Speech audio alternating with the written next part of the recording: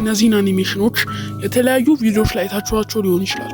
እነዚህን ግን የምንሰራው ይህን የሚሰሩት በአዶቤ ኤክስፕረስ ነው። ጀስት አዶቤ ኤክስፕረስ ብላችሁ ከፕሌይ ስቶር አውርዱትና ትገባላችሁ። እንግዲህ አዶቤ ኤክስፕረስ ውስጥ ከገባችሁ በኋላ እዚህ ሰርች ባርጓ ከሄዳችሁ በኋላ አኒሜሽን ወይም ደግሞ አኒሜት ብላችሁ ጽፉላታል። አኒሜሽኖቹ ያመጣላችኋል ማለት ነው።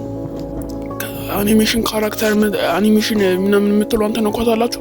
እሷን ከነካችኋት በኋላ ያስገባችኋል ወደ ኦፕሽኑ። ካስገባችሁ በኋላ እነሷን ካስገባችሁ በኋላ ቮይስ ትቀዳላችሁ። እዛው ሪካርድ ማድረግ ትችላላችሁ። ወይም ደግሞ ራሳችሁ ከቮይስ ሪካርዳችሁ ጋር ሄዳችሁ ሪካርድ ካረጋችሁ በኋላ ብራውዘር የምትላልሽ ከስር ከብራውዘር ከሚሏ ትሰራላችሁ። እና ደግሞ ቪዲዮዎቹን ይሄ ድምጻችሁን አሳጥሩት። ምንም ብዙ የምትሉ ምንም አያደርግላችሁም። ስለዚህ አሳጥሩት። እና ደግሞ አሁን ለምሳሌ አበበ በሶ በላ ብዬ ማውራት የምፈልግ ከሆነ እዚህ ጋር አበበ በሶ በላ ብዬ ሪካርድ አደርጋለሁ። አበበ በሶ በላ እራሱ ሊዘገይ ይችላል እና ደግሞ እንደኔም እምቢ ሊያችሁ ይችላል። እሺ ብቻ አኒሜሽኖቹ እንደዚህ ነው የሚሰሩት። እና ደግሞ ይሄ አፕሊኬሽኑን አታውርዱት፣ ላይጠቅማችሁ ይችላል።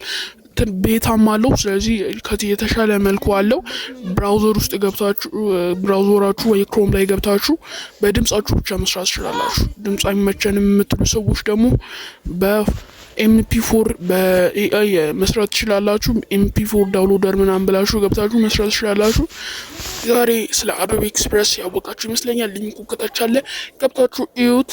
እና ደግሞ ስለ ኤዲቲንግ ከፈለጋችሁ እቺ ቪዲዮ ያት